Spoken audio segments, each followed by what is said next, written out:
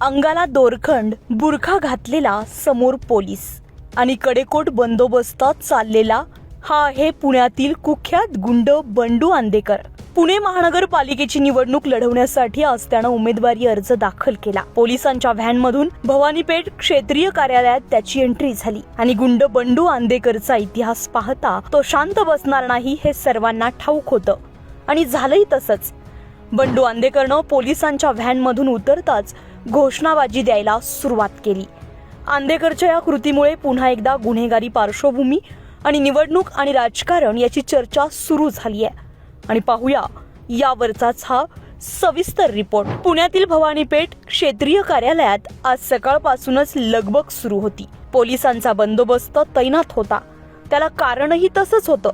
कुख्यात गुंड बंडू आंदेकर आणि त्याच्या घरातील 2 महिला उमेदवारी अर्ज भरण्यासाठी येथील निवडणूक कार्यालयात येणार होत्या. त्यामुळे कोणताही अनुचित प्रकार घडू नये यासाठी पोलिसांनी पुरेपूर खबरदारी घेतली होती. 12 वाजण्याच्या सुमारास पोलीस व्हॅनमधून लक्ष्मी उदयकांत आंदेकर आणि सोनाली वनराज आंदेकर बाहेर पडल्या. उमेदवारी अर्ज भरण्यासाठी त्या पोलीस बंदोबस्तातच निवडणूक कार्यालयात गेल्या. त्यानंतर काही वेळानं एंट्री झाली बंडू आंदेकरची. खुनाच्या गुन्ह्यातील आरोपी आणि कुख्यात गुंड असल्यानं पोलिसांनी अतिशय खबरदारी घेतली होती.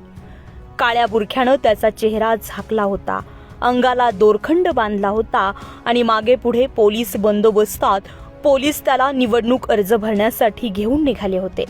मात्र बंडू आंदेकरनं पोलीस व्हॅनमधून उतरल्यानंतर जात असतानाच अचानक घोषणाबाजीला सुरुवात केली. नेकी का काम, आंदेकर का नाम. मी उमेदवार आहे, दरोडेखोर नाही. आंदेकरांना मत म्हणजे विकास कामाला मत. बघा बघा लोकशाहीत मला कसं आणलंय. अशा घोषणाच त्याने द्यायला सुरुवात केली आणि माध्यमांचे कॅमेरे पाहून तर त्याला आणखीनच जोर सुटला. कॅमेऱ्याच्या दिशेने पाहत हातवारे करत तो जोरजोरात घोषणा देत होता. त्याच्या या घोषणा आणि त्याची ही कृती माध्यमांच्या कॅमेऱ्यात कैद झाली आहे. विशेष म्हणजे अशा प्रकारची कृती करण्यास न्यायालयानं मनाई केलेली असतानाही बंडू आंदेकरनं घोषणाबाजी केल्यामुळे त्याची ही कृती अधिकच चर्चेचा विषय ठरली आहे. खरं तर आंदेकर कुटुंबियात गुन्हेगारी आणि राजकारण आधीपासूनच एकत्र आहे. लक्ष्मी आंदेकर माजी नगरसेविका आहे, तर वर्षभरापूर्वी ज्या वनराज आंदेकरचा खून झाला होता तो देखील राष्ट्रवादी काँग्रेसकडून माजी नगरसेवक राहिलाय. त्यानंतर आता संपूर्ण आंदेकर कुटुंबानं निवडणूक मैदानात उडी घेतल्याचं पाहायला मिळतंय. खरं तर आंदेकर टोळी पुण्यातील क्रूर गुन्हेगारी टोळी होईल म्हणून ओळखली जाते. बंडू उर्फ सूर्यकांत राणोजी आंबेकर हा या टोळीचा म्होरक्या आहे. वर्षभरापूर्वी नाना पेठेत वनराज आंदेकर याचा गोळ्या झाडून आणि कोयत्यानं वार करून अतिशय निर्घुणपणे खून करण्यात आला होता. मुलाच्या हत्येनंतर सैरभैर झालेल्या बंडू आंदेकरनं वर्षभरातच सूड उगवला. स्वतःच्या मुलीच्या मुलाचा म्हणजेच नातवाचा गोळ्या झाडून खून केला. यासाठी त्यांनी टोळीतीलच काही गुंडांची मदत घेतली. आयुष कोमकर या अवघं 19 वर्ष वय असणाऱ्या तरुणाची 10 गोळ्या झाडून हत्या केली आणि त्यानंतर बंडू आंदेकर पोलिसांच्या रडारवर आला. पुणे पोलिसांनी बंडू आंदेकर सह त्याच्या मुलांना, सुनांना आणि टोळीतील गुंडांना तुरुंगात टाकलं. इतकंच नाही तर आंदेकर टोळीनं गुन्हेगारी आणि त्याच्या माध्यमातून उभं केलेलं साम्राज्य अक्षरशः उद्ध्वस्त केलं. या टोळीनं दहशतीच्या माध्यमातून नाना पेठेत उभी केलेली अनधिकृत बांधकामं उद्ध्वस्त केली.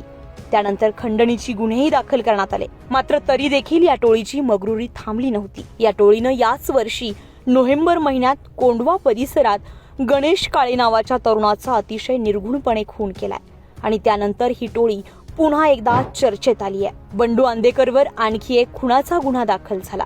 या दोन्ही खुनाच्या गुन्ह्यात तुरुंगात असलेल्या आंदेकरनं नवीन डाव टाकला. आंदेकरनं पुन्हा एकदा राजकारणात उतरण्याचा निर्णय घेतलाय.